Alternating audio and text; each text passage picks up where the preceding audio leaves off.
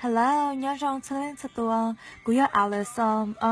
You know, could you look at how to use a Facebook page through your mobile device nha. Kể giờ thì cái nhóm từ cái mobile device, cái nhóm messenger, cái nhóm từ cái thông như họ page, có xã nhớ một đôi nữ này cái con dân chúng thì cái nhảy lúc bỏ tờ cơ nó, rồi chụp lúc bỏ một bé lúc đó nó, cái nhảy kia. Cái này tự có cho options lo lên nó, chỉ có choose khó cái payments.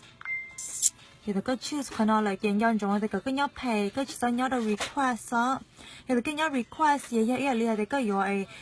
xong tới một cái này thẻ không cái tôi đó con nóซื้อแต่ชี้เหรอก็จอดชอบแต่น้อยกี่เพย์อะไรก็เทมูน้อยกี่กันเต่าตรงก็อยากจะใช้ก็สาเทลิจามันแล้วก็ตัวพ่งยืด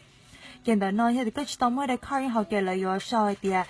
เขา change 呢，有时候的 add card 呢，个样子个的 card 的好，的 card 呢个啥事的 card 呢，只了一刀。แต่ข้าในเกย์ย่อหอยข้ากับ Facebook เกย์สายเนี่ยมูลลอยเกย์ยังแต่ละสายเนี่ยตัวเราก็เลยยิ่งมั้ยยอมมุมยันได้เราก็ได้ข้อชี้ฮะแต่ยังมูลเราหอ Facebook ซื้อก็มาตัว transfer เราก็ได้ข้อนี้ยิ่งมุมยากใครเราก็ได้ข้อ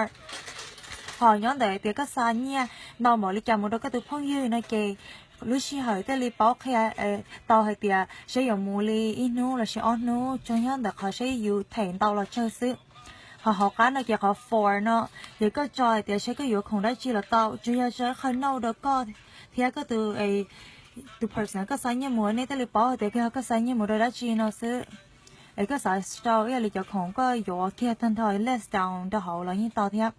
thì có li nó ta cái có cho tàu từ arrow thì nó cái thọ có nhảy từ ảo này cái như sáng cái mùa đầu có thể không như lời á cái này tao notification cái như một sao lời nó cái